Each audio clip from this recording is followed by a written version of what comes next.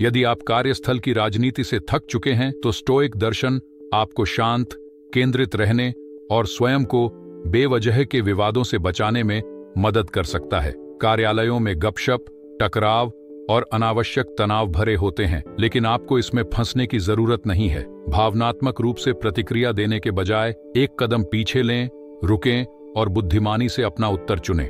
जब सहकर्मी शिकायत करे तो आवश्यक हो तो सुने, लेकिन नकारात्मकता को बढ़ावा न दें। जब तनाव बढ़े तो खुद को याद दिलाएं कि आप केवल अपनी सोच और कार्यों को नियंत्रित कर सकते हैं, दूसरों के व्यवहार को नहीं। अपनी शांति बनाए रखने के लिए सीमाएं तय करें, संयमित रहें और उन चीजों पर ध्यान केंद्रित करें जो वास्तव में मायने रखती हैं। इस वीडियो को न छोड़ें, अंत तक देखें, वरना आप कार्यस्थल पर तनाव मुक्त रहने की प्रभावी तकनीकें चूक जाएंगे। Wait, the chaos is not yours to solve. दफ्तर किसी युद्ध क्षेत्र से कम नहीं था। ईमेल्स लगातार तीरों की तरह उड़ रहे थे, डेडलाइंस को लेकर आवाजें ऊंची हो रही थीं और माहौल में तनाव इतना घना था कि उसे चाकू से काटा जा सकता था। एक सहकर्मी मेरे डेस्क के पास से गुस्से में बड़बड़ाते हुए गुजरा, किसी अनुचित फैसले को लेकर नाराज था। दूसरी ओर एक महिला अपनी लैपटॉप स्क्रीन पर झुकी बैठी थी, उसकी आंखों में चिंता की लकीरें साफ झलक रही थीं। ये रोज की वही उथल पुथल थी, लेकिन मेरे पास एक विकल्प था। मार्कस ऑरेलियस, महान स्टोइक सम्राट, ने कहा था, तुम्हारे पास हमेशा अपने भीतर लौटने की शक्ति होती है। ये वाक्य मेरे साथ रहा, किसी सुंदर विचार की तरह नहीं, बल्कि एक अस्तित्व बचाने वाले उपकरण की तरह। कई साल पहले मैं ऐसा नहीं था, मैं भी इसी उथल पुथल का हिस्सा था। हर समस्या पर प्रतिक्रिया देता, हर मुद्दे को अपने मन में एक अनचाहे मेहमान की तरह जगह देता। अगर कोई गुस्से भरा ईमेल भेजता तो मैं घंटों सोचता कि कैसे जवाब दूं। अगर कोई मीटिंग मेरी इच्छा के अनुसार नहीं चलती तो मैं उस झुंझलाहट को घर तक ले जाता। तनाव सिर्फ दफ्तर तक सीमित नहीं था, वह मुझ में घर कर गया था। फिर एक दिन एक थकाने वाली बहस के बाद मैं अकेले ब्रेक रूम में बैठा था, अपनी कॉफी को घूरते हुए। मेरा मन लगातार दलीलें दे रहा था, वही बातें बार बार दोहरा रहा था। तभी मुझे ऑरेलियस के शब्द याद आए, मेरे पास शक्ति थी पीछे हटने की, शारीरिक रूप से नहीं बल्कि मानसिक रूप से। और मैंने वही किया। मैंने गहरी सांस ली और खुद को कल्पना में पीछे हटते हुए देखा, न डेस्क से, न अपनी जिम्मेदारियों से, बल्कि अपने भीतर उठ रहे तूफान से। मैंने अपने आप को एक द्वीप की तरह देखा जो एक भयंकर तूफान के बीच में स्थिर खड़ा था। चारों ओर लहरें उफान मार रही थीं, तेज हवाएं चल रही थीं, लेकिन मैं शांत था। तूफान असली था, लेकिन उसे मेरे भीतर आने की अनुमति नहीं थी। उसी क्षण कुछ बदल गया। समस्या तो अब भी वही थी, लेकिन उसका बोझ अब मुझ पर नहीं था। उस दिन के बाद मैंने बार बार एक बात महसूस की, हर आग को बुझाना मेरा काम नहीं है, हर नाटक में हिस्सा लेना मेरी जिम्मेदारी नहीं है। अधिकतर लोग बिना सोचे समझे प्रतिक्रिया देते हैं, हर छोटी छोटी बात को व्यक्तिगत अपमान की तरह लेते हैं।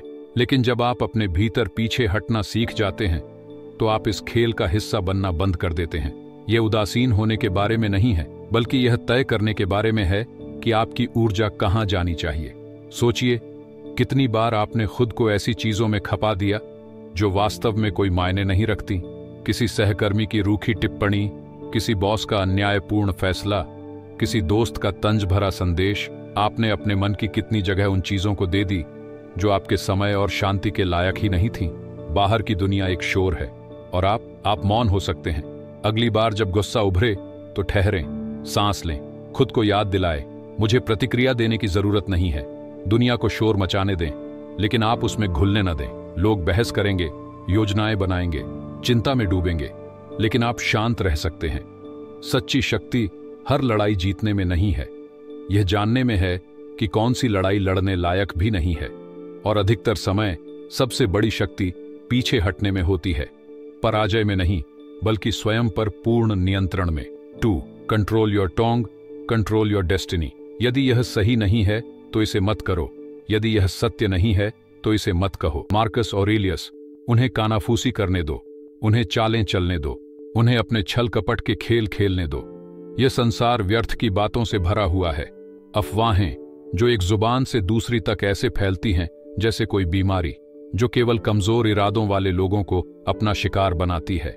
कुछ लोग इस नकारात्मकता से आनंद लेते हैं, दूसरों को गिराने में सुख ढूंढते हैं। इससे उन्हें एक क्षणिक उद्देश्य, एक झूठी शक्ति का एहसास होता है, लेकिन इसके पीछे क्या बचता है? टूटा हुआ विश्वास, जहरीले रिश्ते और वे दिमाग जो उन चीजों से भटक जाते हैं जो वास्तव में मायने रखती हैं। लेकिन आप उनमें से नहीं हैं। आप सिर्फ मौन भरने के लिए नहीं बोलते और न ही उन लोगों की व्यर्थ की बातों को सुनते हैं जो विवादों से फलते फूलते हैं। एक स्टोइक व्यक्ति अफवाहों के व्यापार में नहीं पड़ता। वह अपना समय और ऊर्जा उन चीजों में नहीं लगाता जो उसका सरोकार नहीं है। वह इस शोर शराबे से ऊपर चलता है। इन तुच्छ झगड़ों में उलझने की कोई आवश्यकता नहीं समझता। गपशप में लिप्त होना कमजोरी की निशानी है। यह दिखाता है कि आपका मन इतना अनुशासित नहीं है कि वह केवल आवश्यक चीजों पर केंद्रित रह सके।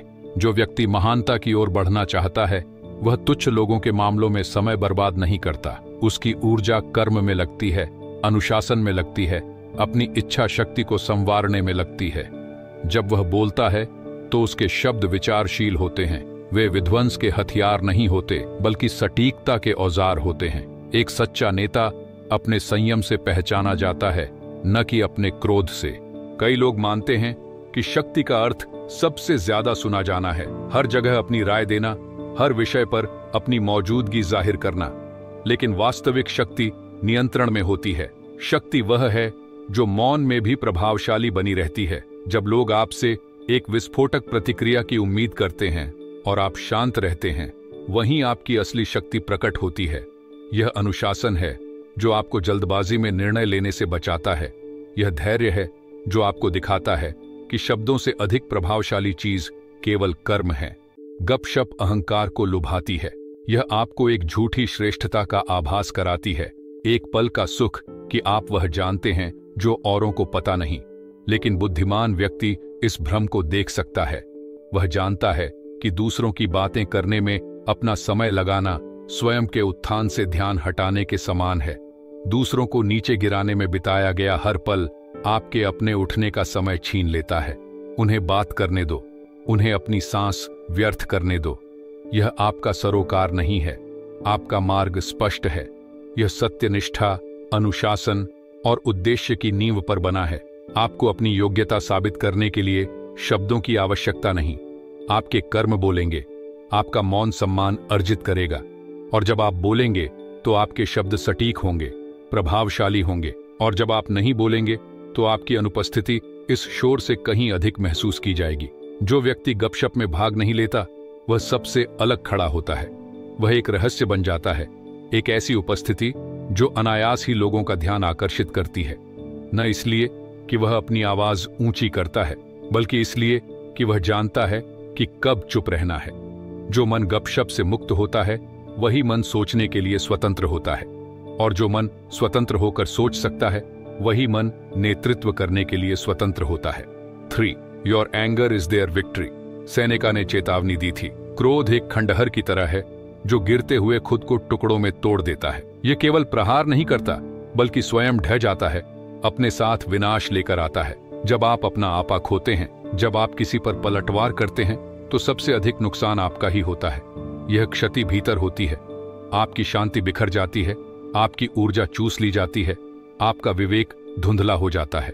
वे आपसे प्रतिक्रिया चाहते हैं, वे इसे पाने के लिए आतुर हैं। एक तीखा उत्तर, एक अविवेकपूर्ण शब्द, एक क्षणिक दुर्बलता, यही उनकी इच्छा है। क्योंकि जिस क्षण आप प्रतिक्रिया देते हैं, जिस क्षण आप उनके ढांचे में प्रवेश करते हैं, आप हार जाते हैं। आपने उन्हें नियंत्रण सौंप दिया, आप उनके खेल में शामिल हो गए, अपने खेल से भटक गए। लेकिन आपको याद रखना होगा, मौन आत्मसमर्पण नहीं है, संयम कमजोरी नहीं है, यह परम शक्ति है। यह मन का अनुशासन है जो आवेग पर नियंत्रण रखता है, जो तर्क को अराजकता पर हावी होने देता है। जो व्यक्ति शांत रहता है, अडिग रहता है, संतुलित रहता है, वही सच्ची शक्ति धारण करता है। उन्हें कहने दो कि आप ठंडे हैं, उन्हें यह मानने दो कि आपको परवाह नहीं। वे आपके नियंत्रण को उदासीनता समझते हैं, आपके अनुशासन को बेरुखी। लेकिन आप जानते हैं, आप न तो उदासीन हैं न ही दूर, आप जागरूक हैं, आप सोच समझ कर चलते हैं, आप बड़ी तस्वीर देखते हैं, दीर्घकालिक खेल को समझते हैं। और यह खेल वही जीतते हैं जो तुच्छ लड़ाइयों में आत्मविनाश नहीं करते। दुनिया आपको परखेगी, लोग आपको उकसाएंगे, अपमान, अनादर, झूठे आरोप, यह सब आएगा। प्रश्न यह नहीं कि आप इनसे बच सकते हैं या नहीं, बल्कि यह है कि आप इनका सामना कैसे करेंगे। क्या आप आग की तरह होंगे, हर चिंगारी पर भड़कने वाले, बेकाबू हो जाने वाले, या आप महासागर की तरह होंगे, गहरे, स्थिर, ऊपर उठते तूफानों से अडिग। क्रोध एक जाल है, यह तत्काल संतुष्टि की मांग करता है, लेकिन इसकी कीमत हमेशा बहुत अधिक होती है। यह आपको उतावला बना देता है, आपकी रणनीति को धुंधला कर देता है, आपको अपने ही सिद्धांतों के विरुद्ध काम करने पर मजबूर करता है। और एक बार जब आप इसके वश में आ जाते हैं, यह स्वयं को पोषित करता है, बढ़ता है, आपको निगल जाता है। इसके विपरीत नियंत्रण एक हथियार है, एक ढाल, अडिग शक्ति का स्रोत। नियंत्रण में रहना आपको अछूता बनाता है, न इसलिए कि आप भावनाहीन हैं, बल्कि इसलिए कि आप अपनी भावनाओं के स्वामी हैं, उनके गुलाम नहीं। तो उन्हें आपको गलत समझने दें, उन्हें आपके मौन को कमजोरी मानने दें, आपके धैर्य को निष्क्रियता समझने दें। वे यह नहीं देख सकते कि आप बिना लड़े जीत रहे हैं। आप प्रतिक्रिया नहीं देते, आप उत्तर देते हैं। आप क्रोध में नहीं फूटते, आप देखते हैं, सोचते हैं और निर्णय लेते हैं। यही शक्ति है, यही आत्मसंयम है। वे आपसे प्रतिक्रिया चाहते हैं, इनकार कर दो। 4. Play the long game, build reputation, not resentment. Epictetus हमें याद दिलाते हैं, अपनी दर्शन शास्त्र की व्याख्या मत करो, उसे जीकर दिखाओ। अधिकतर लोग नैतिकता की बातें करते हैं, लेकिन बहुत कम लोग उस पर जीते हैं। बहुत से लोग अनुशासन का प्रचार करते हैं, लेकिन जब कठिन परीक्षा सामने आती है तो उसे छोड़ देते हैं। वे शब्दों को ज्ञान समझ बैठते हैं, दिखावे को वास्तविकता मान लेते हैं, लेकिन आप ऐसे नहीं हैं। आप जानते हैं कि दर्शन शास्त्र केवल भाषण देने की चीज नहीं, बल्कि कर्म का विषय है। यह चरित्र की स्थिरता है, हर दिन सत्यनिष्ठा का अनुशासन है। कुछ लोग त्वरित विजय की तलाश में अपने सिद्धांतों को कुर्बान कर देते हैं। वे शॉर्टकट अपनाते हैं, आधे अधूरे सच बोलते हैं, परिणामों को तोड़ मरोड़ कर अपने पक्ष में करते हैं। उनके लिए सफलता एक खेल है और वे इसे जीतने के लिए धोखा देने को भी तैयार रहते हैं। लेकिन विजय यदि नैतिकता के बिना हो तो वह शून्य होती है। झूठ पर खड़ा किया गया घर एक दिन गिर जाता है और पीछे केवल पछतावे की धूल बचती है। लेकिन आप इस खेल का हिस्सा नहीं हैं। आप जानते हैं कि आसान रास्ता अक्सर सही रास्ता नहीं होता। आपका हर निर्णय, हर कार्य आपको एक बड़े लक्ष्य की ओर ले जाता है, उस व्यक्ति की ओर जिसे आप बनने की कोशिश कर रहे हैं। सत्यनिष्ठा केवल एक सिद्धांत नहीं है, यह उस जीवन की नींव है जो वास्तव में मायने रखता है। जब दुनिया देख रही होती है तब नैतिक दिखना आसान होता है, लेकिन सच्चा चरित्र तब सामने आता है जब कोई नहीं देख रहा, जब प्रलोभन फुसफुसाते हैं, जब शॉर्टकट आपका ध्यान आकर्षित करते हैं, जब छल करना सरल लगता है। तभी आपके दर्शन को केवल शब्दों में नहीं बल्कि कर्म में दिखना चाहिए। ऐसे क्षणों में आपके पास एक चुनाव होता है, अपने सिद्धांतों का सम्मान करें या उन्हें त्याग दें, अडिग रहें या समझौता कर लें, बेदागा बने रहें या तात्कालिक लाभ के लिए अपने चरित्र को दागदार कर लें। जो व्यक्ति दूसरों को धोखा देता है वह सबसे पहले खुद को धोखा देता है। वह सोचता है कि उसकी सच्चाई हमेशा छिपी रहेगी, कि उसकी प्रतिष्ठा बनी रहेगी, लेकिन प्रतिष्ठा एक दिन में नहीं बनती, न ही एक दिन में खत्म होती है। यह हमारी रोज की पसंद का परिणाम होती है। एक भूल आपको बर्बाद नहीं कर सकती, लेकिन असत्य का सिलसिला आपको गिरा सकता है। अपनी प्रतिष्ठा की रक्षा वैसे करें जैसे आप अपने जीवन की रक्षा करते हैं, न इसलिए कि आपको दूसरों की स्वीकृति चाहिए, बल्कि इसलिए कि यह आपके चरित्र का प्रतिबिंब है। सम्मान से लिया गया नाम मुफ्त में नहीं मिलता, उसे अर्जित करना पड़ता है। ईमानदारी की विरासत किसी को सौंपी नहीं जाती, उसे अपने कर्मों से बनाना पड़ता है। अपने कार्यों को इतना स्थिर बनाएं, अपनी सत्यनिष्ठा को इतना अडिग रखें कि जब आप उपस्थित न भी हों तब भी आपका चरित्र आपके लिए बोले।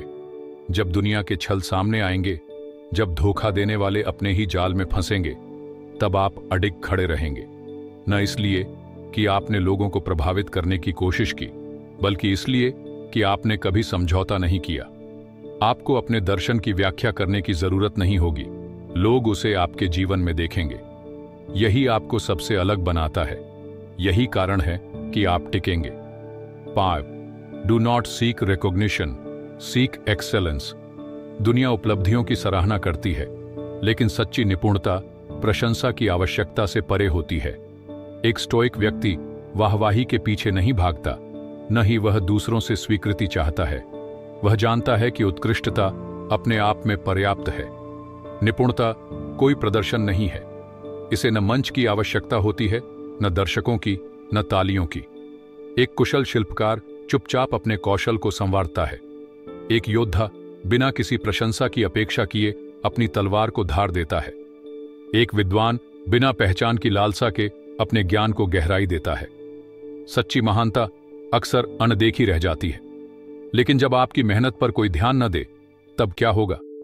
जब आप परिश्रम करें और श्रेय किसी और को मिल जाए, जब समर्पण के बावजूद आपको पदोन्नति न मिले, जब आपके योगदान को नजरअंदाज कर दिया जाए जबकि दूसरों को प्रशंसा मिले, स्वाभाविक प्रतिक्रिया होगी विरोध करना, अपनी पहचान की मांग करना, दुनिया की नाइंसाफी पर क्रोधित होना। लेकिन एक स्टोइक व्यक्ति समझता है कि बाहरी स्वीकृति नाजुक और क्षणिक होती है। वह पुरस्कारों के लिए कार्य नहीं करता, न ही अपनी योग्यता को दूसरों की राय से मापता है। वह स्थिर रहता है, यह जानते हुए कि उसका कर्तव्य काम करना है, न कि उसके लिए सम्मान पाने की अपेक्षा रखना। मार्कस ऑरेलियस को ही लीजिए। उनके पास अपार शक्ति थी, लेकिन उन्होंने खुद को बार बार याद दिलाया कि उनका उद्देश्य प्रसिद्ध नहीं बल्कि कर्तव्य था। मेडिटेशंस में उन्होंने लिखा, महत्वाकांक्षा का अर्थ है अपनी भलाई को दूसरों की राय से जोड़ना। आत्मसंतोष का अर्थ है इसे बाहरी घटनाओं से जोड़ना। लेकिन सच्ची शांति तब मिलती है जब आप इसे अपने कार्यों से जोड़ते हैं। उन्होंने समझ लिया था कि प्रशंसा की चाहत बेचैनी को जन्म देती है, जबकि आंतरिक निपुणता शांति लाती है। इसी तरह एपिक्टेटस, जो कभी एक गुलाम थे और बाद में महान दार्शनिक बने, उन्होंने हमें सिखाया कि हमें पहचान के प्रति उदासीन रहना चाहिए। उन्होंने सलाह दी, अपनी विचारधारा की व्याख्या मत करो, उसे जीकर दिखाओ। एक सच्चा स्टोइक व्यक्ति अपने गुणों की घोषणा नहीं करता, वह उन्हें अपने आचरण में दर्शाता है। यदि आप अपने कर्तव्यों को उत्कृष्टता और ईमानदारी से निभाते हैं तो शायद दुनिया एक दिन आपके प्रयासों को पहचानेगी।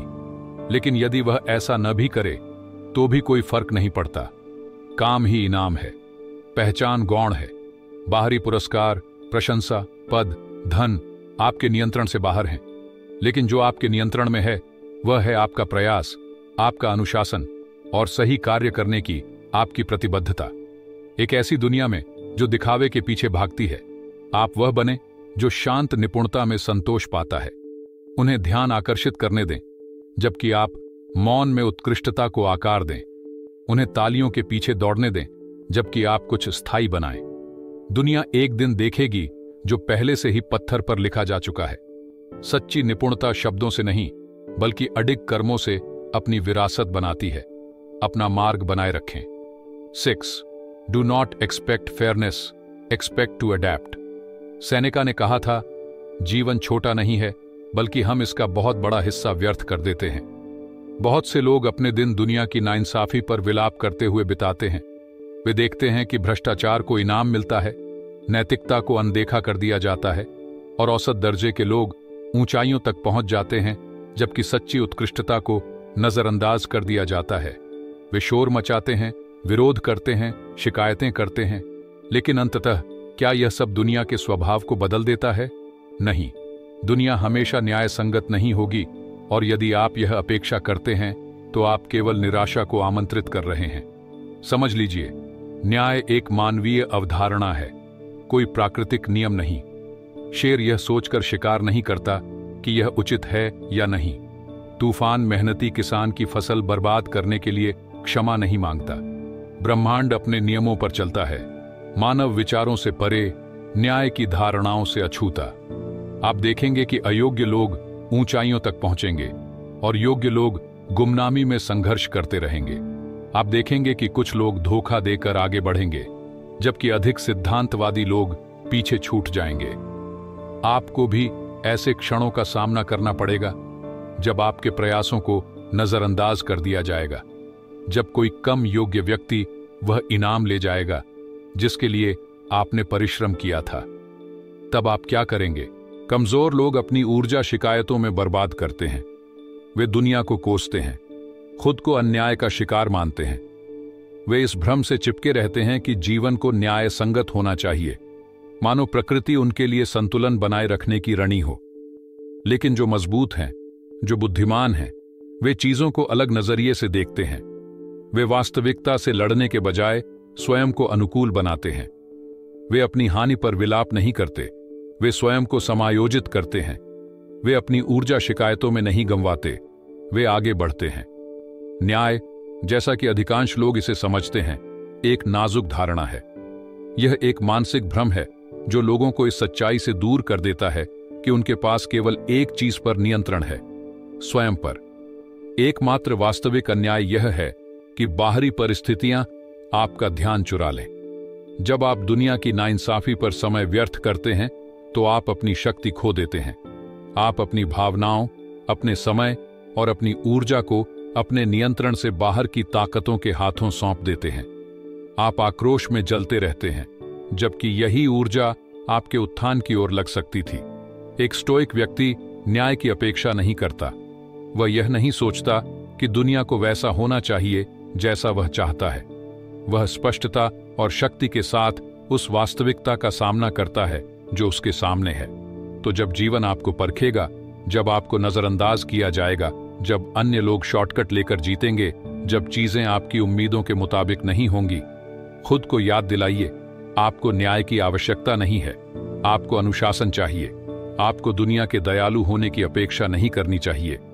आपको अपने भीतर अडिग रहने की शक्ति चाहिए। सेनेका सही थे, जीवन छोटा नहीं है, लेकिन इसे वे लोग व्यर्थ कर देते हैं जो इसे शिकायतों में गंवा देते हैं। हर वह क्षण जो आप नाइंसाफी पर आक्रोश जताने में लगाते हैं, वह आपके विकास, आपकी महत्वाकांक्षाओं, आपकी निपुणता से चुराया गया क्षण है। मजबूत लोग न्याय की मांग नहीं करते, वे परिस्थितियों से ऊपर उठकर जीतते हैं, चाहे दुनिया कितनी भी अन्यायपूर्ण क्यों न हो। 7. The obstacle is the way.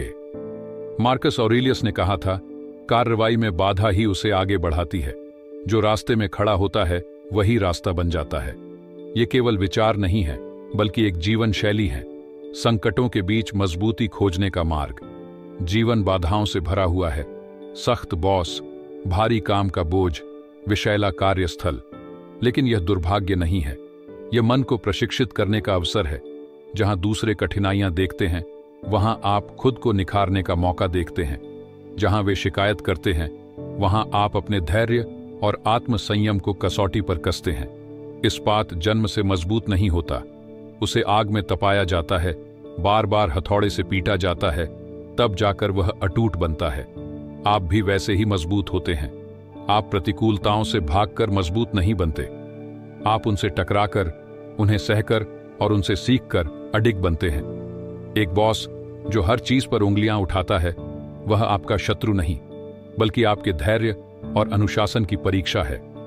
असंभव लगने वाला काम आपको हराने के लिए नहीं, बल्कि आपको अधिक कुशल और रणनीतिक बनने के लिए मजबूर करने के लिए है।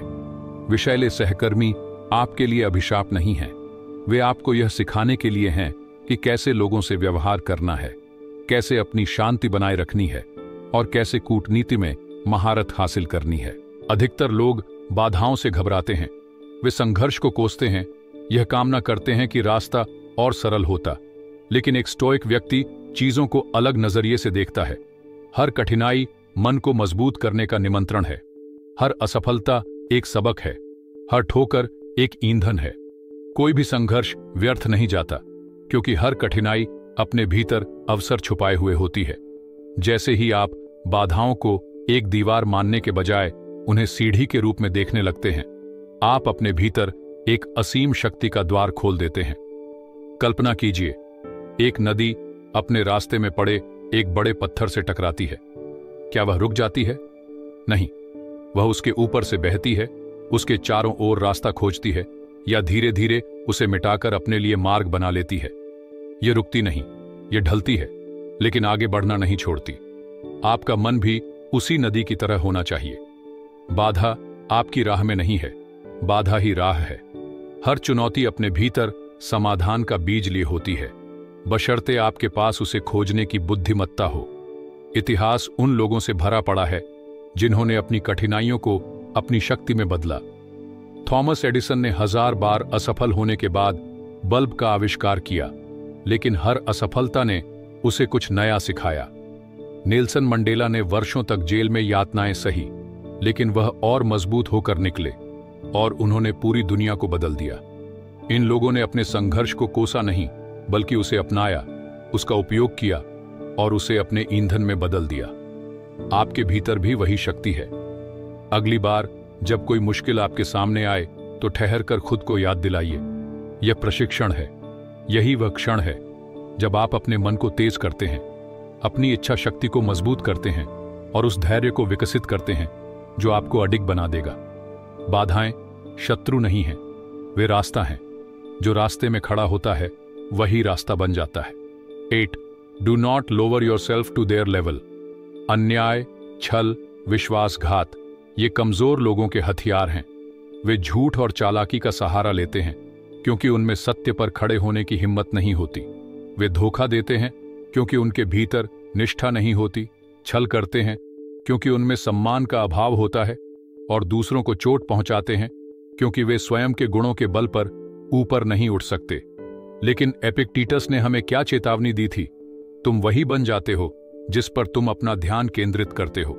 यह केवल एक दार्शनिक विचार नहीं है, यह मन की अटूट सच्चाई है। जिस पर आप अपना ध्यान केंद्रित करते हैं वही आपके भीतर आकार लेता है। यदि आप दूसरों की गद्दारी और धोखे पर अपनी ऊर्जा खर्च करते हैं, यदि आप उनके छल कपट के बारे में सोचकर खुद को क्रोध से भर लेते हैं, तो आप अनजाने में उसी की छाया बन जाते हैं। लेकिन क्या यह आपका उद्देश्य है? क्या यह वह व्यक्ति है जिसे आप बनना चाहते हैं? छल का उत्तर छल से मत दो, विश्वासघात का उत्तर विश्वासघात से मत दो। जब कोई आपको धोखा देता है तो स्वाभाविक प्रवृत्ति होती है प्रतिशोध लेने की, उन्हें यह दिखाने की कि आप कमजोर नहीं हैं, उन्हें वैसा ही दर्द देने की जैसा उन्होंने आपको दिया। लेकिन क्या यही वास्तविक शक्ति है? क्या बदला लेना ताकत का प्रमाण है, या फिर यह साबित करता है कि आप भी उन्हीं संकीर्ण भावनाओं के गुलाम बन गए हैं जिनके वश में वे लोग थे जिन्होंने आपको नुकसान पहुंचाया?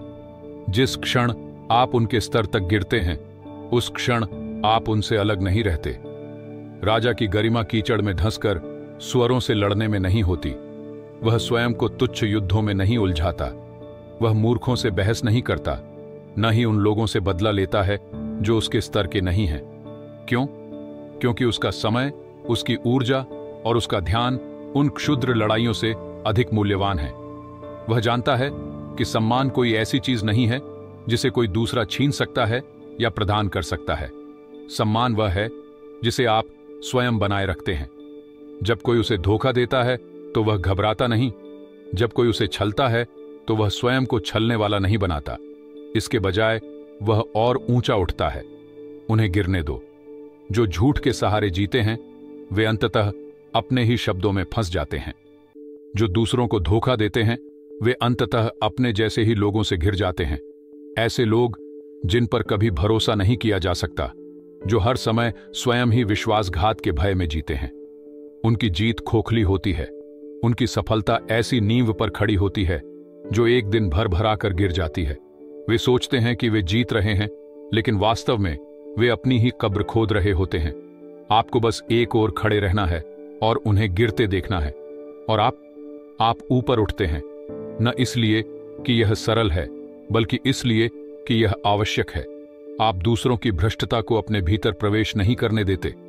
आप अपना समय प्रतिशोध की योजनाएं बनाने में व्यर्थ नहीं करते, क्योंकि बदला आपको उन्हीं लोगों से बांध देता है जिनसे आप घृणा करते हैं। इसके बजाय आप आगे बढ़ते हैं, आप निर्माण करते हैं। आप स्वयं को इतना मजबूत बना लेते हैं कि उनके विश्वासघात केवल एक मामूली विचार बनकर रह जाते हैं। आपकी महत्वाकांक्षा के स्तर से बहुत नीचे का एक शोर। यही मजबूती का मार्ग है। यही उन लोगों की राह है जो क्रोध और द्वेष के अधीन नहीं होते। यही उन लोगों का मार्ग है जो समझते हैं कि शक्ति प्रतिशोध में नहीं, बल्कि निरंतर आगे बढ़ते रहने में है, अछूते, अडिग और अजेय। उन्हें गिरने दो। आप ऊपर उठते हैं। 9. Your work is your character. इस पर वाद विवाद में समय मत गंवाओ कि एक अच्छा मनुष्य कैसा होना चाहिए। बस वही बनो। मार्कस ऑरेलियस के ये शब्द किसी भी संकोच या आत्म प्रवंचना को काटकर अलग कर देते हैं। हम अक्सर नैतिकता पर चर्चा में उलझे रहते हैं, न्याय और सद्गुण को तर्क वितर्क की कसौटी पर परखते रहते हैं, खुद को यह विश्वास दिलाते हैं कि जब सही समय आएगा तब हम सही कार्य करेंगे। लेकिन सही समय अभी है। सही और गलत के बीच का निर्णय किसी बहस में नहीं, बल्कि कर्म में निहित है। एक व्यक्ति का चरित्र आराम और सुविधा के क्षणों में नहीं गढ़ा जाता। यह संयम में, अनुशासन में, उन अदृश्य घंटों में आकार लेता है जब कोई पुरस्कार नहीं होता, सिवाय इस संतोष के कि आपने सही कार्य किया। आपका हर प्रयास केवल किसी भविष्य की उपलब्धि की ओर एक कदम नहीं है, बल्कि यह एक दर्पण है जो दिखाता है कि आप वास्तव में कौन हैं। यदि आप केवल तब नैतिक कार्य करते हैं जब दुनिया देख रही हो, तो आपकी नैतिकता कोई सिद्धांत नहीं, बल्कि मात्र एक दिखावा है। सम्मान एक ऐसी चीज नहीं जो छीनी जा सके। धन, प्रतिष्ठा और सत्ता की तरह यह दुर्भाग्य के कारण आपके हाथ से फिसलता नहीं। यह किसी से पाया नहीं जा सकता, न ही खोया जा सकता है। यह केवल तब समाप्त होता है जब आप स्वयं इसे छोड़ देते हैं। जिस क्षण आप अपने मूल्यों से समझौता करते हैं, जब आप आसान रास्ते के लिए अपनी सच्चाई को तोड़ते हैं, जब आप अपने विवेक के विरुद्ध जाते हैं, आपसे सम्मान छीना नहीं जाता, आप स्वयं उसे त्याग देते हैं। और एक बार छोड़ देने के बाद यह आवश्यक नहीं कि वह लौट कर आए। यही कारण है कि प्रयास अडिग होना चाहिए, इसलिए नहीं कि इसका कोई निश्चित इनाम मिलेगा, बल्कि इसलिए कि प्रयास ही परीक्षा है। क्या आप स्वयं को अपने उच्चतम मानकों पर बनाए रखते हैं या फिर अपनी सुविधा के अनुसार इन्हें मोड़ लेते हैं? दुनिया धोखे को पुरस्कृत कर सकती है। वह उन लोगों को ऊंचाइयों तक पहुंचा सकती है जो जोड़ तोड़ करते हैं, जो शॉर्टकट लेते हैं, जो अपने मूल्यों से समझौता करते हैं।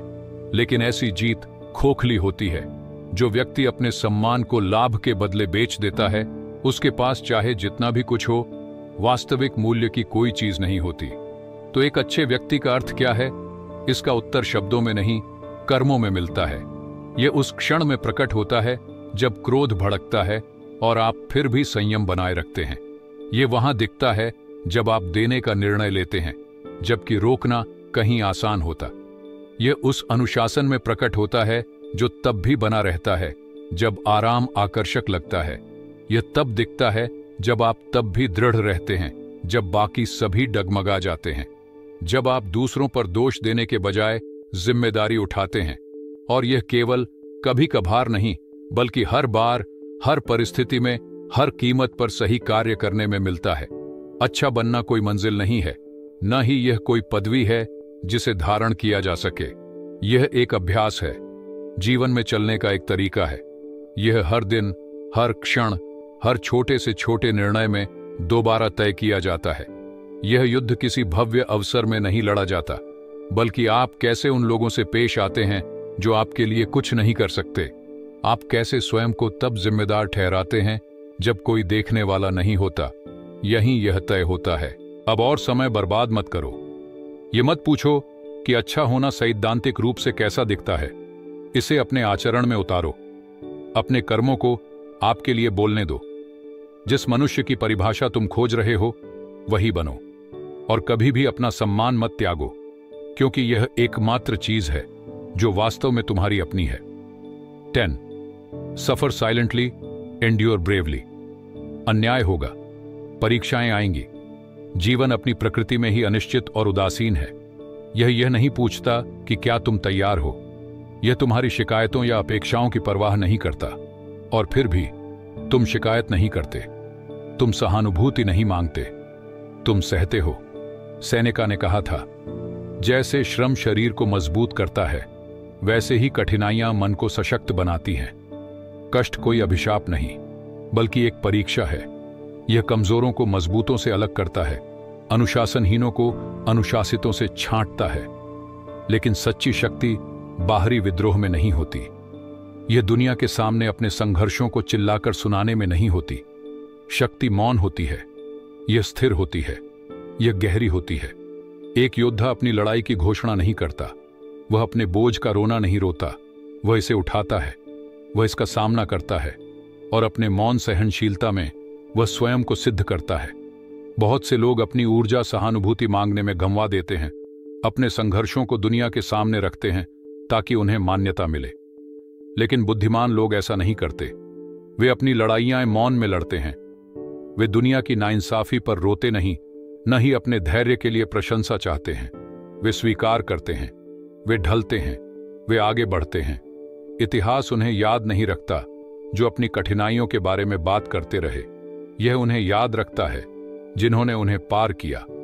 सबसे महान सम्राटों, सबसे महान दार्शनिकों, सबसे महान नेताओं ने असहनीय कष्टों को सहा, लेकिन उन्होंने कभी कठिनाइयों को खुद को तोड़ने नहीं दिया।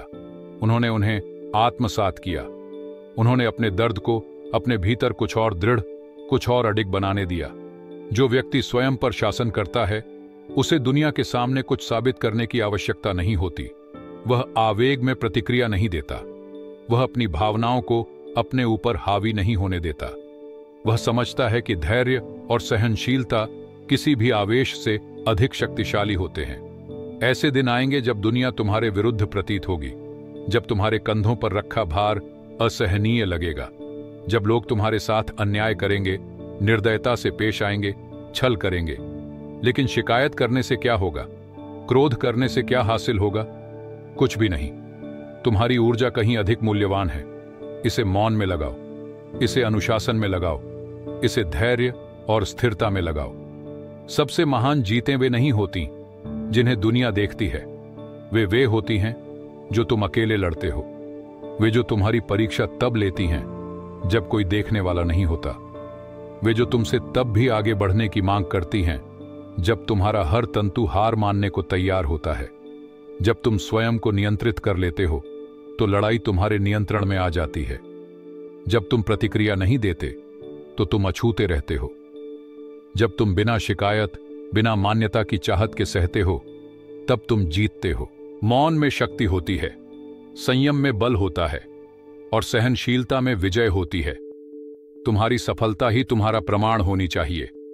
तुम्हारे कर्म उन शब्दों से कहीं अधिक ऊंची आवाज में बोलने चाहिए जो कभी बोले जा सकते हैं, क्योंकि सबसे महान जीतें वे मौन में जीती जाती हैं।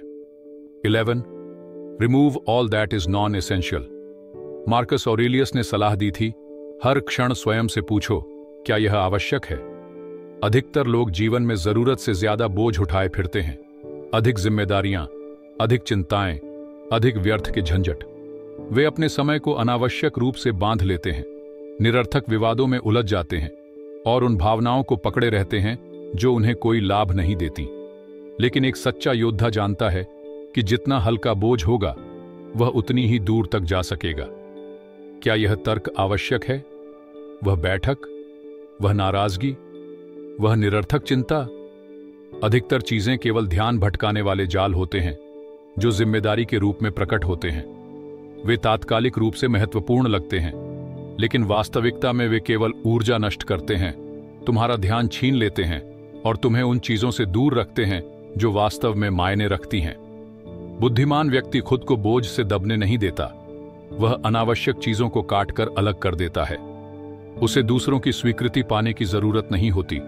वह तुच्छ झगड़ों में शामिल नहीं होता और वह उन चीजों पर समय बर्बाद नहीं करता जो उसके नियंत्रण से बाहर हैं। वह केवल उन्हीं चीजों पर ध्यान देता है जो उसे आगे बढ़ाती हैं। प्रकृति को देखो, नदी अपने रास्ते में पड़े पत्थरों से नहीं झगड़ती। वह उन्हें बहाकर ले जाती है या उनके चारों ओर रास्ता बना लेती है। वृक्ष हवा से नाराज नहीं होते। वे झुकते हैं, समायोजित होते हैं, लेकिन टूटते नहीं। तुम्हें भी ऐसा ही होना चाहिए। अनावश्यक बोझ पकड़कर मत रखो, उसे जाने दो। निरर्थक लड़ाइयों में मत उलझो, बस आगे बढ़ जाओ। अक्सर हम व्यस्तता को प्रगति समझने की गलती कर बैठते हैं। हम अपने समय को ऐसे कार्यों से भर देते हैं जो हमें कोई लाभ नहीं देते। हम घंटों उन चीजों की चिंता में बिताते हैं जो कभी होंगी ही नहीं। हम बीती नाराजगियों को पकड़े रहते हैं मानो वे हमें मजबूत बनाती हों, लेकिन ये सब चीजें हमें किसी मंजिल तक नहीं ले जाती। ये केवल हमारे पांव की बेड़ियां बन जाती हैं। एक योद्धा हल्का चलता है। वह अनावश्यक चीजें इकट्ठा नहीं करता, चाहे वे भौतिक वस्तुएं हों, विचार हों या भावनाएं। वह उन तुच्छ विषयों पर बहस में समय नष्ट नहीं करता। जो उसके जीवन में कोई बदलाव नहीं लाते। वह उन भावनाओं को नहीं पकड़ता जो उसे केवल कमजोर बनाती है। इसके बजाय वह केवल वही साथ रखता है जो आवश्यक है। खुद से पूछो, मैं क्या छोड़ सकता हूं? वह नाराजगी जिसे मैं पकड़े हुए हूं, क्या यह मुझे मजबूत बनाती है? वह बैठक जिसमें जाने का दबाव महसूस होता है, क्या यह कोई वास्तविक मूल्य जोड़ती है? वह चिंता जो मेरे दिमाग में घूम रही है, क्या यह किसी चीज को बदल सकती है? अगर उत्तर नहीं है तो उसे जाने दो। हर अतिरिक्त बोझ एक जंजीर है। हर अनावश्यक जिम्मेदारी तुम्हारी गति को रोकने वाला भार है। यदि तुम सतर्क नहीं रहे तो यह भार तुम्हें इतना धीमा कर देगा कि तुम कभी उस स्थान तक नहीं पहुंच पाओगे जहां तुम्हें होना चाहिए। विक्षेपों को काट दो, जो अनावश्यक है उसे छोड़ दो। स्वयं को उन सभी चीजों से मुक्त कर लो जो वास्तव में महत्वपूर्ण नहीं है, क्योंकि अंत में जो योद्धा कम बोझ उठाता है वही सबसे दूर तक जाता है। 12. Remember, you could leave life right now. तुम इस क्षण जीवन छोड़ सकते हो। यह तय करने दो कि तुम क्या करते हो, क्या कहते हो और क्या सोचते हो। Marcus Aurelius. जीवन क्षण प्रतिक्षण फिसल रहा है, हर श्वास के साथ घटता जा रहा है। फिर भी अधिकतर लोग ऐसे जीते हैं जैसे समय एक असीमित संसाधन हो, जैसे हमेशा और कल होंगे और मौके मिलेंगे और जीवन किसी सही क्षण में वास्तव में शुरू होगा। वे अपने घंटे व्यर्थ के विक्षेपों में गंवा देते हैं, तुच्छ झगड़ों में उलझे रहते हैं, दूसरों की स्वीकृति के पीछे भागते हैं और उन चीजों को टालते रहते हैं जो वास्तव में मायने रखती हैं, यह भूलकर कि हर विलंब मृत्यु द्वारा चुराया गया एक क्षण है। प्राचीन स्टोइक्स ने मेमेंटो मोरी की शक्ति को समझा था, मृत्यु की अपरिहार्यता को याद रखने की प्रथा। यह कोई अंधकारमय विचार नहीं था, बल्कि चेतना को जागृत करने का उपकरण था। यह भ्रमों को हटाने वाला औजार था।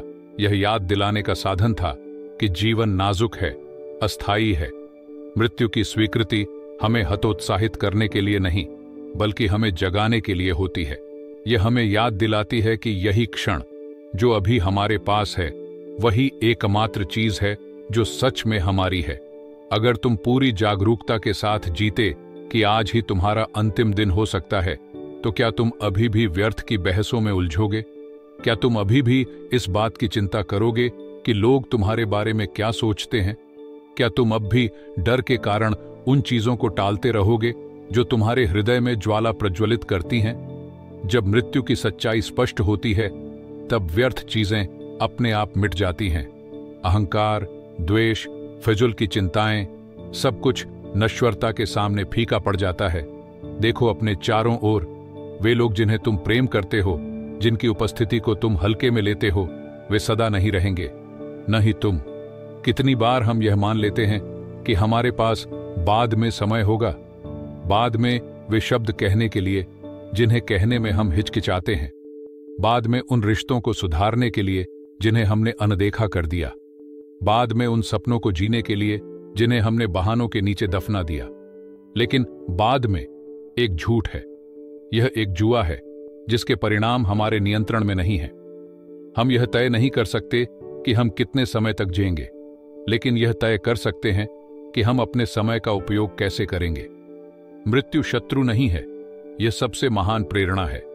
जो इससे डरते हैं वे अपने दिन इनकार में बिताते हैं, यह दिखावा करते हुए कि यह कहीं दूर की बात है। लेकिन जो इसे अपनाते हैं वे हर क्षण को पूर्णता से जीते हैं, क्योंकि वे जानते हैं कि कुछ भी निश्चित नहीं है। स्टोइक्स मृत्यु के प्रति आसक्त नहीं थे, वे जीवन के प्रति आसक्त थे। वे हर बीतते पल को भरपूर जीने के लिए समर्पित थे। खुद से पूछो, अगर आज रात मेरी मृत्यु हो जाए तो क्या मैं अपने आज से संतुष्ट रहूंगा? क्या मैंने पूर्णता से प्रेम किया? क्या मैंने अपना समय उन्हीं चीजों को दिया जो सच में मायने रखती हैं? क्या मैंने साहस के साथ कार्य किया? क्या मैंने सत्य को अपनाया? क्या मैंने वर्तमान को जिया या इसे बिना सोचे समझे बहने दिया? यह कोई निराशा का संदेश नहीं है, यह जागरूकता का संदेश है, यह स्पष्टता की पुकार है। यह एक ऐसे जीवन के लिए आह्वान है जिसे अंत में पछतावे से नहीं, संतोष से देखा जाए। बहुत से लोग समय का मूल्य तब समझते हैं जब उनके पास बहुत कम शेष बचता है, लेकिन बुद्धिमान वे हैं जो इसे अभी पहचानते हैं जब उनके पास इसे बदलने का अवसर है। तो इस विचार को डर के स्रोत की तरह मत देखो, इसे एक याद दिलाने वाले संकेत की तरह देखो, एक पुकार की जीवन को साहस के साथ गहराई से बिना किसी संकोच के जियो। तुम इस क्षण जीवन छोड़ सकते हो। यह तय करने दो कि तुम क्या करते हो, क्या कहते हो और क्या सोचते हो। 13. Keep your hands clean, keep your soul unbroken. वे तुम्हें नीचे गिराने की कोशिश करेंगे, वे तुम्हारी सहनशीलता की परीक्षा लेंगे, वे तुम्हें शॉर्टकट, आसान लाभ और बिना परिश्रम के सफलता का भ्रम दिखाएंगे। वे तुम्हारे अनुशासन का उपहास करेंगे, तुम्हें कठोर कहेंगे कि सिद्धांत एक बोझ है, कि हर कोई झुकता है, हर कोई टूटता है। वे तुम्हें भ्रष्ट करने की कोशिश करेंगे, हमेशा बलपूर्वक नहीं बल्कि फुसफुसाहटों से, छोटे छोटे समझौतों के जरिए, जो शुरुआत में हानिरहित लगते हैं। लेकिन भ्रष्टता कभी एक ही क्षण में नहीं होती।